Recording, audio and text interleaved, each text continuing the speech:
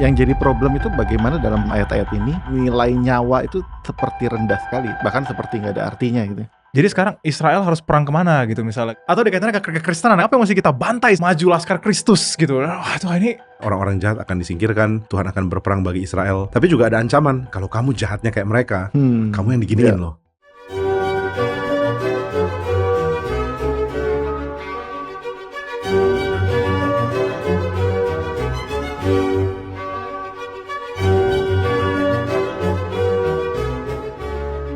Halo Pak Jimmy. Halo Sam. Halo Denny. Halo. Kita balik lagi nih melanjutkan yang episode yang sebelumnya membahas tentang Yosua. Episode sebelumnya kita bahas awal-awal pelayanan Yosua setelah serah terima dengan Musa. Tapi ada bagian-bagian yang ternyata cukup kontroversial. Iya benar sih, kita bahas genocide itu kan topik yang kayaknya berat ya Pak ya. Nanti kita lihat beberapa ayat dalam kitab Yosua yang menunjukkan adegan-adegan yang kayaknya kalau kita baca sekarang atau dijadiin adegan film kayaknya nggak Kristen banget lah gitu. Gitu ya. Dan ini cukup banyak jadi batu sandungan kan, orang-orang kayak Bertrand Russell gitu jadi ateis, maksudnya nggak mau jadi Kristen karena baca bagian itu. Atau ini juga dihindari, bahkan mungkin jemaat awam nggak mau bahas karena dianggap terlalu. Untung Denny mau. Jadi ini memang cukup ekstrim, dianggap ekstrim yang satu dan ekstrim yang lain gitu untuk banyak orang gitu. Nah, tokoh siapa yang kita mau pakai kacamatanya untuk memandang tema ini? Iya, nama tokohnya George Bush ya. Not the president. Langsung dikasih disclaimer. Meskipun ada hubungannya sama presiden US tentunya gitu ya. Ada sih, ada distant relative. Cuman dia ini orang yang studi di Princeton, studi Biblika, dan dia jadi dosen, jadi profesor bahasa Ibrani gitu. Sekitar tahun?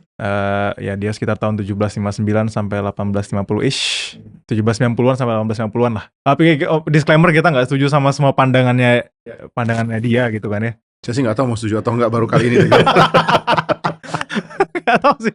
Maksudnya kita kan kepikiran mau bahas itu ya, mau bahas apa soal genocide ya. Tokoh siapa gitu ya. Ada sih bapak-bapak gereja yang bahas itu sih. Cuma kan baru habis bahas Origen ya. Oke, jadi kita bahas yang lebih modern. Iya, bahas yang lebih modern dikit. Dan ketemunya ini gitu. Oke, mau mulai dari bagian yang mana nih kalau bicara soal genocide? Mungkin kita mulai dari, mau baca ayatnya dulu nggak? Iya, dari beberapa ayat yang ini kali, beberapa ayat yang saya rasa kalau kita baca tuh akan berat ya untuk kita amini. Misalnya Yosua 6 ayat 21 ya, maksudnya dalam arti kalau dibacain di kebaktian terus ada amin, kita akan susah untuk mengamini itu gitu. Yosua 6 ayat 21 misalnya gitu ya. Mereka menumpas dengan mata pedang, mereka ini maksudnya orang Israel, segala sesuatu yang ada di dalam kota itu nih, kota Yeriko waktu temboknya udah runtuh, baik laki-laki maupun perempuan gitu ya, baik tua maupun muda, sampai kepada lembu, domba, dan keledai. Jadi semuanya ditumpas habis. Lalu kalau pendetanya tanya ada amin gitu ya. Puji Tuhan itu kan susah gitu kayak gini. Karena sesimpel ini ya, maksudnya kalau perang kan saya pikir normalnya adalah yang perangnya yang dibunuh gitu kan. Tentara gitu kan. Tapi kan ini innocence ya, kesan collateral damage-nya kegedean. Bahkan disengaja gitu, bukan collateral lagi gitu. Iya, bukan collateral, ini disengaja dan memang harus gitu ya. Perempuan, orang tua, muda, muda tuh berarti kayak bayi juga gitu kan ya. Nah itu contoh ayat yang berat gitu ya. Tapi nggak cuma satu sih ayat yang berat di situ ya. Saya coba terusin lagi kali ya. Yosua 8 ayat 24 sampai 26 misalnya, ada bagian lain lagi. Saya baca di ayat 25-nya aja ya. Jumlah semua orang yang tewas pada hari itu, baik laki-laki maupun perempuan, ada 12.000 orang. Semuanya orang Ai. Jadi ada 12.000 orang yang tewas, dan yang menarik itu adalah ayat 26 ya. Dan Yosua tidak menarik tangannya yang mengacungkan lembing itu sebelum seluruh penduduk kota Ai itu ditumpasnya. Jadi benar-benar Yosua tuh menekaskan semuanya harus ditumpas, seluruhnya gitu, penduduknya. Sekali lagi kan, laki-laki, tua, muda, perempuan, dan sebagainya gitu.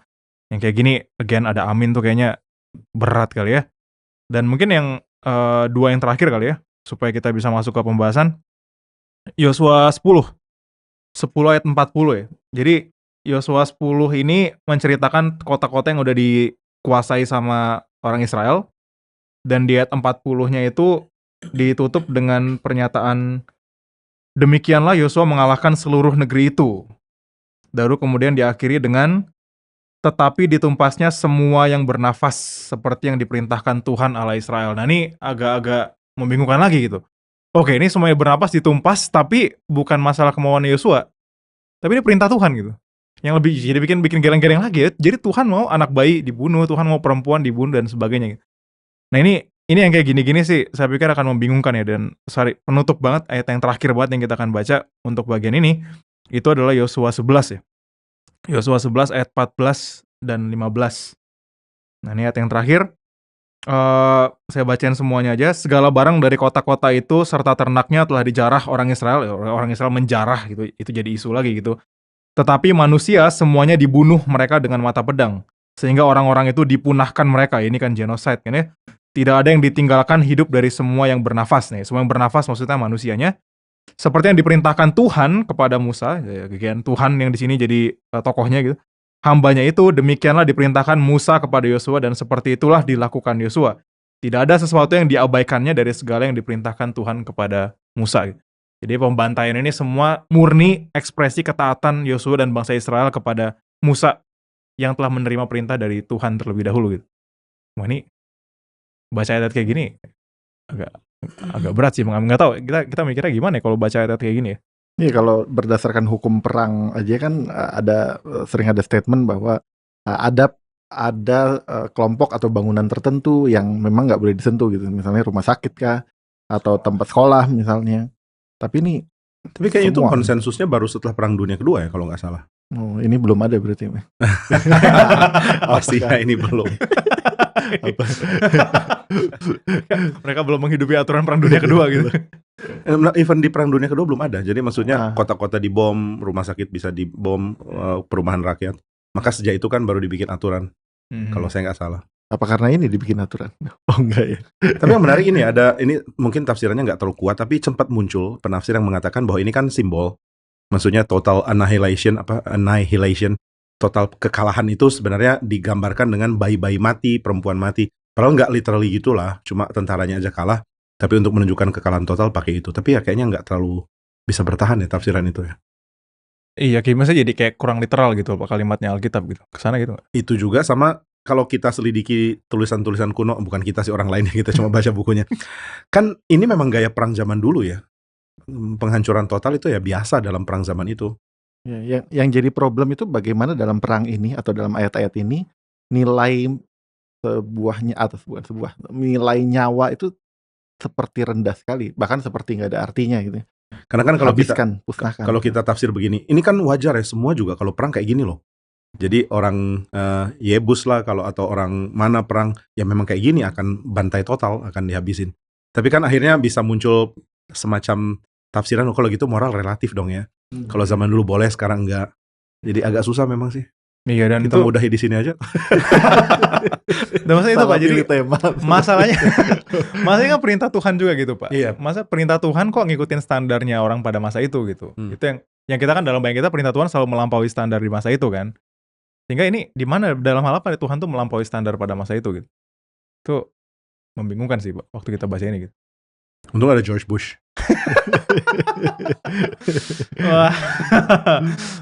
Saya nggak tahu seberapa helpful kita waktu baca. Maksudnya saya sih ngerti pandangannya gitu. Maksudnya saya ngerti apa yang dia coba untuk sampaikan. Tapi ya nggak. Tapi again ya nggak tahu ya. Tetap berasa berat sih setelah saya baca George Bush sih. Maksudnya dia tuh ada beberapa hal yang menarik. Kalau kita kan melihat ini tuh instruksi dari Tuhan. Itu kan tadi berkali-kali ditekankan bahwa ini tuh perintah dari Tuhan, perintah dari Tuhan, perintah dari Tuhan. Dan bahwa ini ketaatannya Yosua kepada Tuhan, itu dilihat sebagai kita lihat sebagai hal yang negatif kali ya. Maksudnya, kok Tuhan begini gitu. Tapi kalau George Bush tuh justru menegaskan, justru karena itu, makanya itu jadi bagus. Ini bukan keinginannya Yosua, atau ini bukan keinginannya Israel, bukan dendam pribadinya mereka sama orang Kanaan gitu. Ini adalah instruksi dari Tuhan, perintah dari Tuhan gitu. Tanpa perlu interpretasi bahkan. Iya. Karena ini literally jelas. Kita nggak perlu nebak-nebak, ini perintah siapa kayak gini, ini perintah dari Tuhan itu. Benar-benar Tuhan yang perintahkan mereka untuk melakukan hal ini. Dan George Bush bilang, pandangan kita itu kan Tuhan itu baik.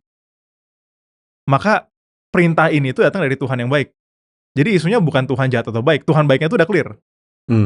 Nah permasalahannya tinggal bagaimana kita mengerti kebaikan Tuhan di dalam instruksi ini.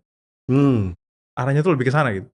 Tetap sulit sih. Gimana caranya melihat kebaikan Tuhan dalam kita bacanya aja agak ngeri gitu Pak. Bisa kalau kita ngerti berapa jahatnya orang Kanaan. Ini selalu loncat ke kesimpulan nggak? Enggak. Maksudnya kalau Tuhan itu baik, maka dia akan tolong masyarakat untuk terhindar dari suku-suku yang mengerikan gitu. Dan either suku-suku mengerikan itu atau orang-orang yang bukan dibilang baik lah, orang-orang yang masih mendingan gitu. Dan untuk melindungi umat Tuhan, melindungi masa depan manusia, ya kelompok ini harus out. Apakah itu prinsip yang sama seperti yang dilakukan misalnya oleh PBB, kalau ada yang menyerang atau menginvasi negara satu, menginvasi yang lain, maka yang diinvasi harus dibela. Apakah hal yang sama, Pak? Atau ada penjahat perang harus ditumpas untuk melindungi? In a sense iya, tapi ya nggak sampai total annihilation juga sih memang. Jadi memang kita ada kesulitan dengan pembantaian full ini, tapi ya menarik yang itu George Bush atau kamu yang George Bush, Pak. Iya, menarik yang dikatakan bahwa kita harus clear dulu di fakta bahwa Tuhan baik, baru nanti kita coba kaitkan dengan kenapa ada perintah ini. Itu sounds Calvinian. Iya. Nah, kan Princeton, Pak. Princeton 1790-an masih Calvinian. Okay. Pandangannya dalam hal ini sih bagi saya lihat maksudnya relatif cukup Calvinis, bukan nggak tahu lah ya. Karena dia melepaskan beban pertanggungjawabannya dari Israel gitu. Israel itu simply tools, instrumennya Tuhan gitu. Untuk exercise God's judgment ya, untuk mengerjakan penghakimannya Tuhan atas Kanaan. Dan maka bebannya kita nggak usah lihat Israel, kita lihat Tuhannya gitu. Masalah Israelnya bagaimana itu kan instruksi Tuhan gitu. Tapi kita lihat Tuhannya sekarang gitu untuk mengerti cerita ini. Ya, bicara soal instrumen saya jadi kepikir ya. Kadang kan Tuhan juga pakai negara jahat lainnya untuk menghukum sebuah negara yang jahat ini. Ya kita nggak pernah mempertanyakan itu nih. Ketika Tuhan memakai satu negara jahat untuk menghakimi satu negara jahat yang lain. Tapi ketika Tuhan memakai Israel, kita mempertanyakannya. Itu menarik by the way. Maksudnya, saya waktu pas saya bilang itu, saya kepikiran Habakuk sih, sejujurnya sih. Karena pada masa itu, Habakuk tuh, Israel tuh jadi negara jahatnya gitu. At some point kan Israel udah berubah jadi negara jahatnya gitu. Yeah. Dan Tuhan pakai negara jahat yang lain untuk menghabiskan mereka. Asyur, kalau saya nggak salah. Tuhan pakai bangsa yang lebih jahat lagi untuk menghabiskan bangsa Israel ini gitu. Dan di posisi itu Habakuk tuh bertanya-tanya gitu, kenapa begini gitu. Jadi sejujurnya Tuhan pakai negara jahat pun kadang kita bertanya-tanya juga sih. Kenapa Tuhan harus pakai kejahatan untuk menghancurkan kejahatan misalnya? Nggak tahu ya. Kayaknya in general kita asal Tuhan mengerjakan sesuatu yang berbau kejahatan kayak membunuh gitu ya, merampas, membantai, kayaknya kita in general langsung susah sih. Mau itu yang ngerjain orang baik atau orang jahat gitu. Saya sih ngeliatnya agak-agak kayak gitu ya. Apa mungkin jawabannya balik lagi ke statement dari George Bush ya? Karena ada kecurigaan dalam hati kita yang tidak memandang bahwa Allah itu Allah yang baik. Iya, kelihatannya saya sih mikirnya memang agak kesana. Jadi waktu kita baca ini, kita bukan di posisi yang sudah bilang Allah itu baik dulu gitu ya. Tapi kita masih, ya kayaknya Allah kurang lebih baik lah.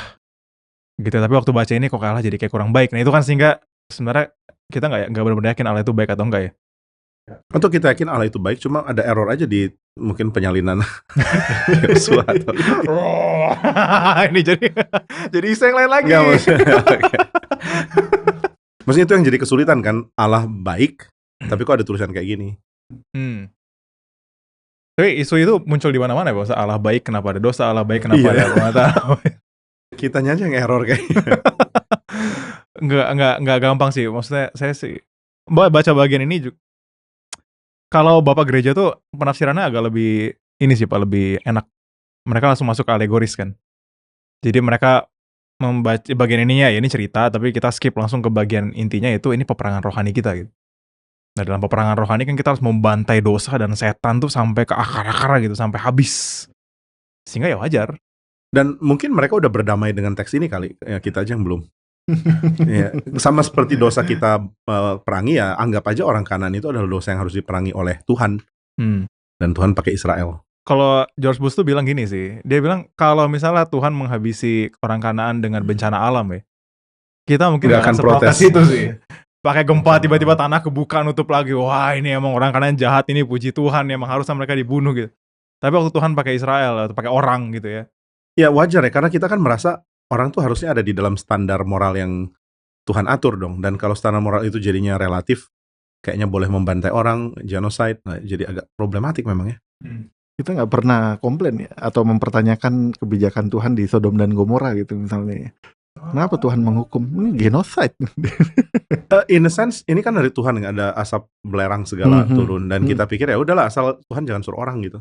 Karena kalau suruh orang kan kita yang bukan kita lah, orang Israel untungnya mereka yang harus pikul kesulitan menghabisi nyawa, dan gimana ya, Tuhan bilang jangan membunuh dan ternyata orang Israel melakukan ini. Itu kan yang jadi konflik. Sebelum para pendengar pergi, nanti ada jawabannya loh.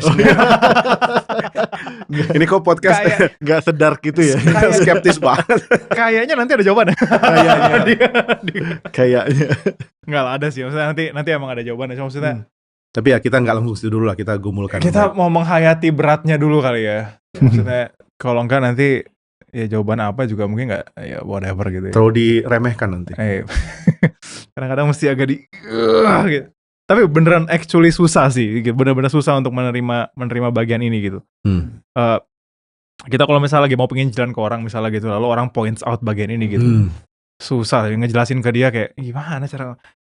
Ya Kak, saya nggak bisa loh percaya kepada Allah kamu, soalnya Allah kamu itu kan Allah yang nyuruh umatnya untuk ngebantai orang lain gitu. Kayak waduh, tergantung agama apa sih.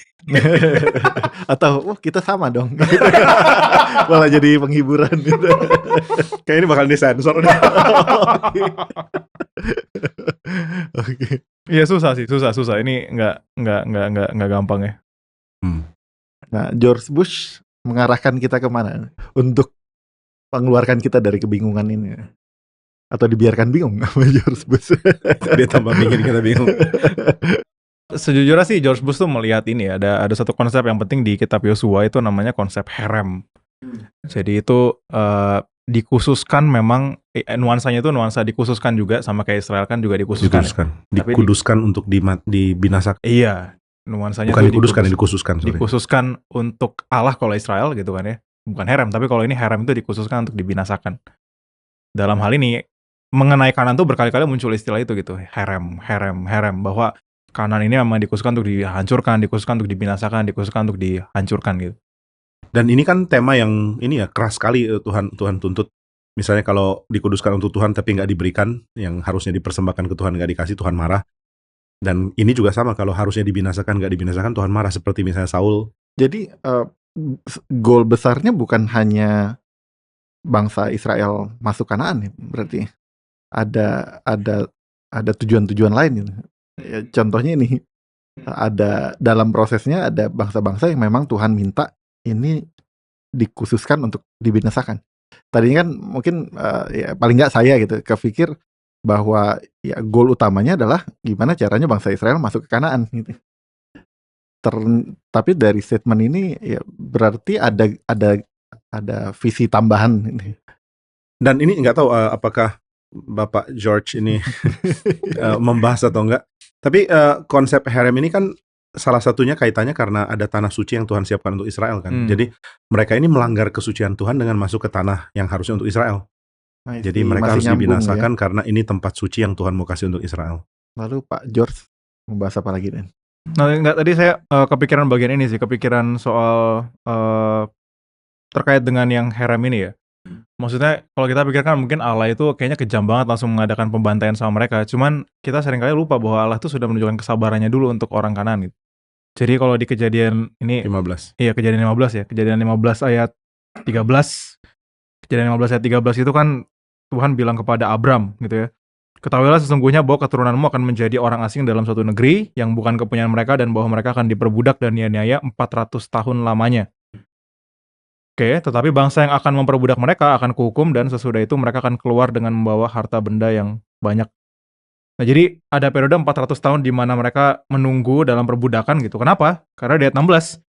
Tetapi keturunan yang keempat akan kembali ke sini, ke Kanaan maksudnya, sebab sebelum itu kedurjanan orang Amori, Kanaan itu ya, itu belum genap. Jadi ada waktu 400 tahun di mana Tuhan itu memberikan waktu bagi orang-orang Kanaan gitu ya. In a sense, seperti untuk bertobat gitu ya. Seperti untuk berubah dari kejahatannya gitu. Makanya sekarang waktu akhirnya mereka masih terus mengerjakan hal yang sama, maka saya nggak tahu itu menunggu mereka bertobat, kayaknya enggak ya. Tapi cuma Tuhan punya standar di mana dia nggak akan binasakan dulu kalau belum segini loh. Jadi mungkin bukan tunggu bertobat, tapi ya mereka makin jahat dan ada titik Tuhan tuh nggak toleransi lagi dan dihancurkan. Kedurjanaannya belum genap. Dan itu nanti berkaitan juga sama bangsa-bangsa di sekitar ya. Sama halnya dengan Tuhan tuh bebaskan orang Israel dari Mesir karena keseruan orang Israel kepada Tuhan gitu. Mereka minta kepada Tuhan. Kok saya keinget kayak ada nuansa di mana orang Kanaan juga udah menyiksa, menganiaya bangsa-bangsa di sekitar itu dengan sangat keras. Sehingga menghancurkan Kanaan ini adalah ekspresi dari Tuhan memperhatikan seruan dari bangsa-bangsa di sekitar Kanaan. Gitu, yang tersiksa oleh karena kehadiran bangsa Kanaan ini gitu.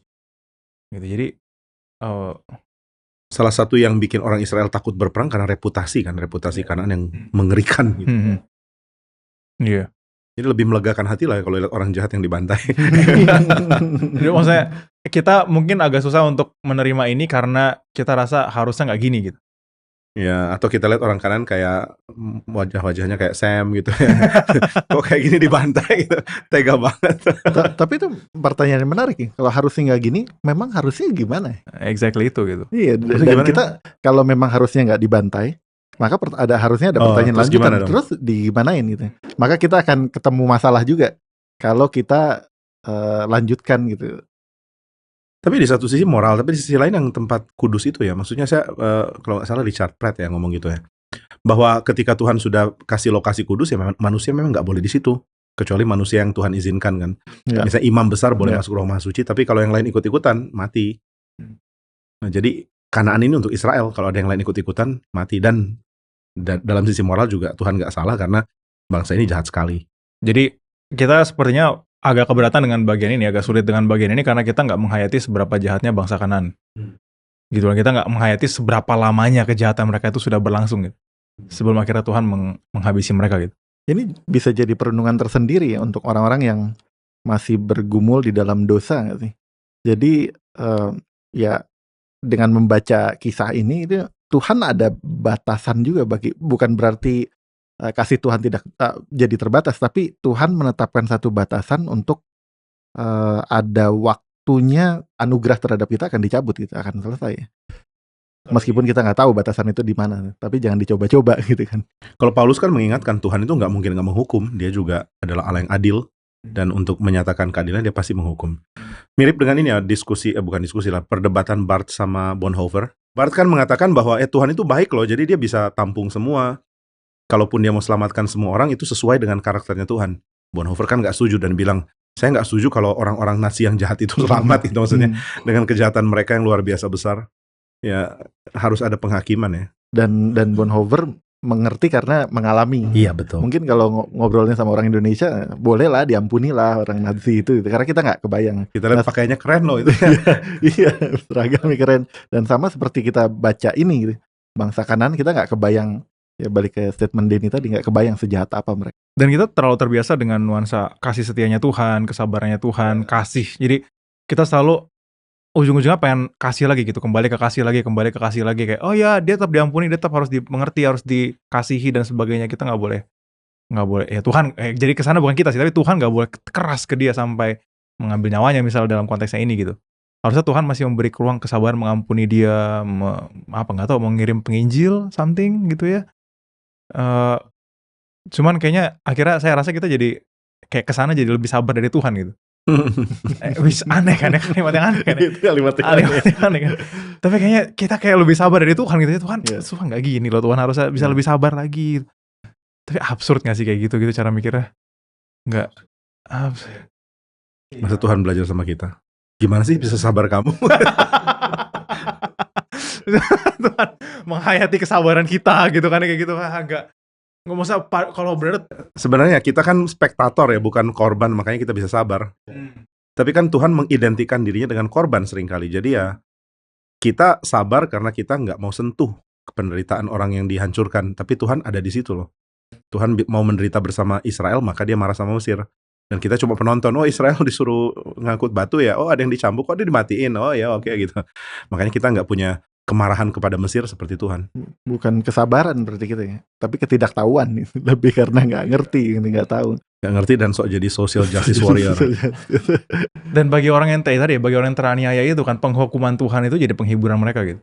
Waktu mereka menyaksikan Tuhan menghukum bangsa-bangsa itu, mereka justru bisa bilang haleluya gitu, puji Tuhan untuk hal itu. Ada amin ya, amin. Bagi mereka itu amin gitu, penghakiman Tuhan itu puji Tuhan gitu. Jadi boleh dong tadi bilang amin. Ya sebenarnya gitu.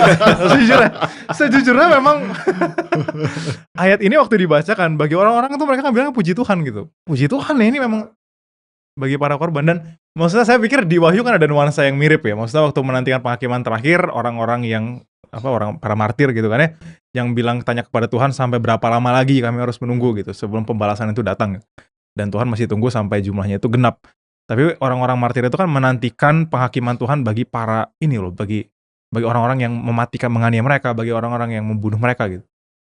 Mereka menantikan keadilan Tuhan datang bagi orang-orang fasik. Dan itu penghiburannya gitu. Waktu akhirnya Tuhan datang dan menghakimi gitu. Bagi kita pun gitu kan. Di Mazmur banyak kan Tuhan hancurkan mereka dan menyatakan keadilan, bebaskan kami. Dan itu di Mazmur juga itu ya. Aku menantikan di mana Tuhan akan mendatangkan penghakiman atas mereka gitu, bahwa kenikmatan mereka nggak bertahan akan selamanya gitu. At some point Tuhan akan hukum mereka dan itu kebahagiaannya gitu, sukacitanya gitu di situ. Ini ketidaktahuan yang jadi kesoktahuan dan merasa lebih sabar dari Tuhan. Saya jadi kebayang kadang-kadang kan ada kasus-kasus gitu, misalnya satu orang tua melihat orang tua lain sedang nggak sabar sama anaknya gitu, bahkan mungkin sampai menghukum anaknya, lalu orang tua di luar ini dengan enaknya, kamu harus sabar, masa cuman gitu aja marah sih sama anak kamu gitu. Iya, lu nggak tahu aja gitu. Belum tahu anak saya dia. Apalagi si Jonah. Sensornya. Gak apa-apa, dia belum sadar. Iya. Tapi ini ya pengetahuan Tuhan jauh lebih dalam lagi.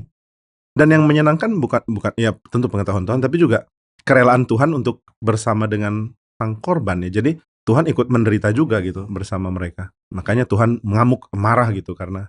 Ya, saya jadi kepikiran Pak, apa pembacaan ayat-ayat ini dengan kecurigaan itu tuh karena kita kurang menghayati jadi di sisi sang korban nih. Kita nggak mengerti pergumulannya umat Tuhan gitu. Ya ini kita sama-sama pembantai gitu. Jadi jangan-jangan ada perasaan satu korps. Jangan-jangan kita malah lebih kasihan sama orang-orang jahat gitu, dibantai, dihukum. Exactly loh. Saya rasa kita jadinya mulai lebih kasihan sama orang-orang Amori, orang-orang Kanaan ini gitu. Kayaknya mereka kasihan banget ya, ampun istrinya dibantai, anak-anaknya dibantai. Oke. Tapi bigger picture-nya kayaknya ada gitu yang harus kita dapat juga gitu. Tapi mungkin tetap ada isu yang kita masih nggak nyaman ya, karena misalnya kenapa yang harusnya nggak jadi korban bukan tentara, kok dibantai juga sih? Kenapa ya tadi balik-balik ke total annihilation itu ya? Kembali ke Bapak George Bush. George Bush juga mengatakan apa nih soal ini? Dia juga kan penindas kan, dia perang dengan beda. Oke. George Bush yang beda lagi sih, nggak sih? Well, sebenarnya nggak semua dibantai habis juga kan sama Tuhan kan ya. Misalnya kalau kita lihat kasusnya Yeriko, Rahab dan keluarga besarnya semuanya diselamatkan sama Tuhan. Atau orang-orang Gibeon. Atau orang-orang Gibeon juga yang mengadakan perjanjian itu juga diselamatkan sama Tuhan. Jadi di Yosua 11 ayat 18 sampai 19 ya, ini ada satu ayat kunci yang saya pikir membantu kita mengerti kenapa pada akhirnya semua bangsa-bangsa di Kanaan harus dihabisi. Dan nuansanya tuh kalau kita baca bagian ini, kita akan ingat cerita Mesir lagi sih. Benar-benar akan ingat cerita Mesir lagi. Saya sih kepikiran langsung itu ya. Yosua 11 ayat 18 sampai 19 ya. Jadi lama Yosua melakukan perang melawan semua raja itu. Ini peperangan yang panjang bertahun-tahun. Di ayat 19, tidak ada satu kota pun yang mengadakan ikatan persahabatan dengan orang Israel.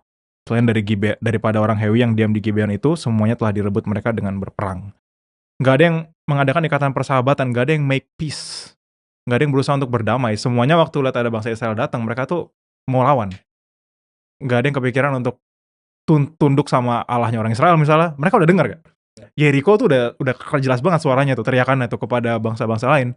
Tapi mereka mendengar cerita Yeriko bukannya mau menyerah, tapi malah ngumpulin semua yang lain. Kumpul, kita lawan mereka bareng-bareng. Mungkin kalau bareng-bareng kita menang. Nah itu, mereka gak mengambil sikapnya Rahab basically gitu. Untuk bertobat, untuk takut, untuk tunduk dan minta tolong diberikan belas kasih gitu. Tapi mereka melawan. Jadi ya total annihilation untuk bangsa yang memang sepenuhnya tuh melawan Tuhan, ya Mesir lagi. Maksudnya saya pikir, saya sih lebih nangkapnya ke sana sih, bahwa bahwa bagi ya ini pandangannya George Bush ya saya juga cukup setuju dengan itu. Dia bilang ya nggak ada kota yang mau berdamai kok. Ini menarik ya, dibilang tidak ada satu kota pun. Jadi memang semuanya ya, kalau kita baca ayat yang tadi kan ada perempuan, ada muda, ada tua. Ya ketika membaca kata perempuan, kata muda, kita langsung kesannya ya ini harusnya orang-orang yang nggak bersalah gitu. Orang-orang yang masa sih mereka nggak cari damai gitu. Ini perempuan loh, ini muda loh. Tapi ternyata di ayat ini tidak ada satupun gitu. Apa begitu mengertinya? Saya sih ngeliatnya begitu, dan ayat 20-nya tuh benar-benar bikin kita dapat ekonya Firaun lagi. Karena Tuhan yang menyebabkan hati orang-orang itu menjadi keras. Ya sama Firaun kan ya, Tuhan mengeraskan hatinya, tapi Firaun juga keras hatinya sendiri. Demikian juga mereka gitu. Mereka berusaha untuk mengeraskan hati melawan Tuhan, tapi bagian ini akan bilang Tuhan juga mengeraskan hati mereka gitu. Ini memang itu tadi herem ya, emang dikhususkan untuk dibinasakan. Saya sih ngeliatnya lebih ke sana, Pak. Nggak tahu itu membantu kita mengerti total annihilation dengan lebih oke atau enggak juga ya. Ya, dan juga latar belakang bahwa perang itu seperti itu zaman itu, dan kalau Tuhan mau partisipasi untuk menghukum orang lewat perang, ya ini cara yang bukan paling ya, satu-satunya cara yang bisa diaplikasikan sih. Dan ya sesimpel sebagaimana istri mereka dibantai sama orang Israel atau anak mereka dibantai sama orang Israel, saya pikir mereka telah mengerjakan hal yang sama lebih dulu kepada bangsa lain di sekitar mereka kan ya. Mereka bantai istri orang, mereka bantai anak orang, mereka perkosa istrinya dan sebagainya. Israel nggak ada perkosaan gitu loh, benar-benar langsung bunuh aja gitu. Mereka lebih parah kayaknya, ada siksaan, ada perkosaan dan sebagainya, itu lebih kejam ya saya pikir ya. Saya jadi kepikiran lagi hal yang membuat kita juga sulit membaca ini ya, meskipun dengan berbagai penjelasan tadi, karena hal ini sudah nggak ada, Pak. Peperangan sudah nggak ada di perang seperti ini udah nggak terjadi. Iya, perang seperti itu sudah nggak terjadi di zaman sekarang gitu. Atau seharusnya masih ada. Ini mengertinya gimana, Pak? Kalau untuk ditarik ke konteks zaman sekarang. Maksudnya perang total annihilation ini. Iya. Kalau itu kita tahu ya bahwa itu bukan rencana Tuhan untuk dilakukan lagi, kecuali untuk orang Israel dan Amalek. Kanaan dan Amalek. Ya. Maksudnya setelah itu kan Tuhan nggak pernah perintahkan Israel lakukan itu lagi. Bahkan Tuhan nggak pernah perintahkan Israel berperang sama sekali loh. Ya. Dalam hal itu ini bukan alegoris ini. Memang ini firman yang literal, yang jelas dan spesifik untuk konteks dan waktu saat itu saja. Gitu. Jadi kalau kita bilang, oh berarti Tuhan approve dong cara ini. Kita juga lakukan pembantaian ras gitu. Nggak mungkin, karena Tuhan lakukan satu kali, habis itu nggak pernah lagi kan. Dan kalau kita lihat misalnya kerajaan Salomo kan, namanya dari nama Salomo aja kita udah dapat gambaran shalom gitu. Jadi memang gambarannya gambaran kerajaan yang membawa damai sejahtera di tengah-tengah dunia ini kok. Dan janjinya kepada Abraham kan jadi blessing, jadi berkat untuk bangsa-bangsa gitu. Tapi ya untuk jadi blessing ya kadang-kadang memang harus melalui ada judgment dulu terhadap kejahatan yang memang harus dihakimi gitu. Ini momen judgment-nya gitu. Tapi momen judgment ini menuju kepada blessing yang akan datang di depan. Tapi dan bahkan sebenarnya judgment ini pun udah jadi blessing bagi bangsa lain. Gitu. Saya sih pikir nggak sedark itu ya sejujurnya gitu. Cuman ya, again, kita ngeliat ini, saya bisa ngeliat ini nggak sedark itu kan karena ada banyak konsep Alkitab lain yang berjalan bersama-sama dengan hal ini gitu, Pak. Tapi kalau kita benar-benar cuma lihat cerita ini doang, lepas dari semua cerita Alkitab yang lain tuh kayaknya. Ya itu, nggak adilnya kan orang ketika baca bagian ini dan nggak terlalu peduli yang bagian lain ngomong apa, sehingga ya akhirnya bagian ini ditafsirkan dan dibenturkan dengan kita di zaman modern, ada aturan perang, ada yang nggak boleh dijadikan lawan, ada yang nggak boleh dibom, dan itu nggak adil ya, kita nggak bandingkan Alkitab dengan bagian yang lain yang membuat clear bagian ini.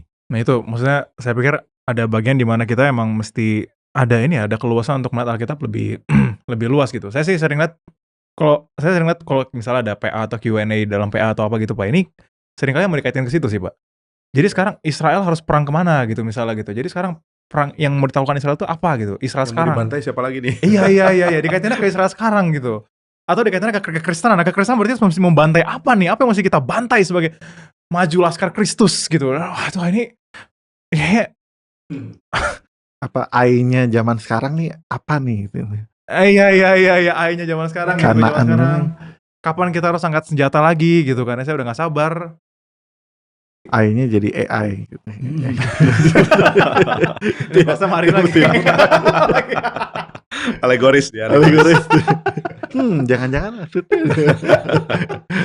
Cuman yang satu hal ya, saya nggak nangkap sih dari George Bush ini ya, saya belum muncul bagian itu.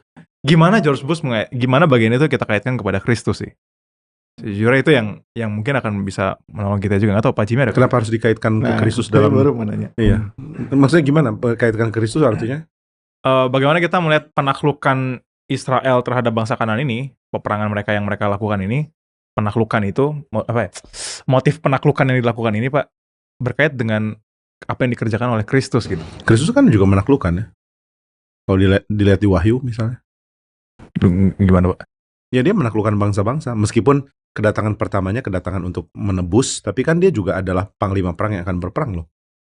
Dia akan menaklukkan bangsa-bangsa. Seperti Yosua menaklukkan Kanaan. Jadi sebagaimana Yosua menaklukkan Kanaan, nanti Kristus juga menaklukkan seluruh bumi ini gitu Pak. Jadi motif penaklukannya nggak hilang Pak. Bukan berarti kita jadi harus berdamai dengan, maksudnya jadi kayak bergandengan tangan, penuh kasih dalam satu kita harus hati. mengampuni, tapi nanti Kristus datang menghakimi. Jangan kita yang hancurin gitu, kita tunggu Kristus. Dan ada sense memusnahkan juga dari Kristus nih.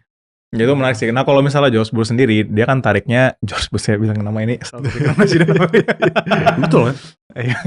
Enggak Pak. Dan dia sih kaitannya lebih ke ini ya, maksudnya berkaitan dengan peperangan rohani kita. Gitu ya, bahwa dalam peperangan rohani kita pun kita mesti menumpas dosa sampai habis, melawan kerajaan setan itu sampai habis. Bahwa peperangan kita melawan kejahatan itu peperangan yang panjang dan kayak nggak ada ujungnya dan nggak ada habisnya. Tapi sebagaimana dalam Yosua terus-menerus dikatakan satu hal yang sama. Dan Tuhan memberikan kerajaan itu kepada mereka, dan Tuhan memberikan kerajaan itu kepada mereka. Demikian juga kita dalam upaya penaklukan kita melawan kejahatan, melawan segala dosa, Tuhan yang memampukan kita untuk menang. Nah, di dalam hal itu sih George Bush akan tarik kaitannya dengan kehidupan jemaat gitu. Dan Tuhan minta yang matiin itu ya kamu, bukan orang lain gitu. Kamu yang musnahin gitu. Iya, exactly, itu menarik ya, karena Tuhan minta kita yang kerjain, yang memusnahkan, yang melakukan. Tapi bahwa itu kita bisa lakukan itu karena Tuhan yang berikan. Nah, itu kan ya itu indah. Itu George Bush atau George Bush gitu? Oh. Saya berusaha untuk inner George Bush saya lagi keluar. Iya, lagi berusaha munculin itu sih. Jadi dari semua tokoh ini yang paling berkesan ya.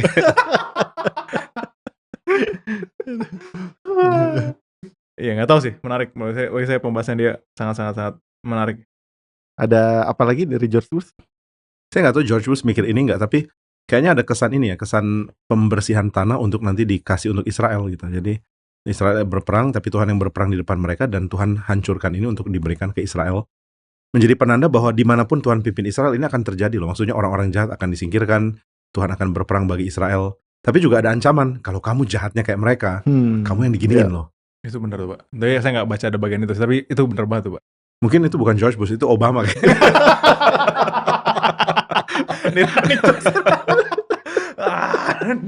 Tapi itu kan maksudnya Israel jadi ngeh kalau Tuhan itu pembela yang lemah, yang ditindas, jangan sampai mereka menindas. Dan sayangnya, ironisnya, mereka juga menindas, dan Tuhan bilang sama kayak Kanaan dihancurkan, kamu juga diusir ke Babel. Iya, jadi Tuhan adil dalam hal itu ya. Waktu mereka jadi penindasnya, justru di situ mereka juga dibuang. Semoga pembicaraan ini membuat kita lebih positif membaca ayat-ayat ini. Emang tadinya belum ya? Bukan dengan kecurigaan. Oh, oke. Dengan iman ya, iman, meskipun nggak ngerti. Saya waktu saya pertama kali baca, biasa ada orang-orang yang bahas ini Pak, ngebaca cerita ini langsung masuk ke alegoris atau masuk ke tipologi. Buru-buru pingin ke situ. Iya, lompat langsung. Saya keberatan, maksudnya ya contoh, saya kepikiran contoh tuh gak enak banget ya. Misalnya saya ambil sepatu terus saya lempar ke muka orang, terus saya bilang, nah ini yang kamu rasakan adalah tipologi dari kedatangan kedua Kristus, misalnya gitu. Misalnya gitu ya, oke, tapi maksudnya masalah muka dia yang berdarah-darah kena timpuk sepatu dan dia terkapar di jalan, mesti dia dress juga kali ya. Maksudnya sepatu apa tuh bisa bikin? Ngeri juga. Atau dalam bayangan saya itu terlalu detail pembahasannya. Maksudnya kayak ini isunya dia ada orang lagi terkapar, dia dress juga kali, jangan langsung dilompatin ke Kristusnya gitu.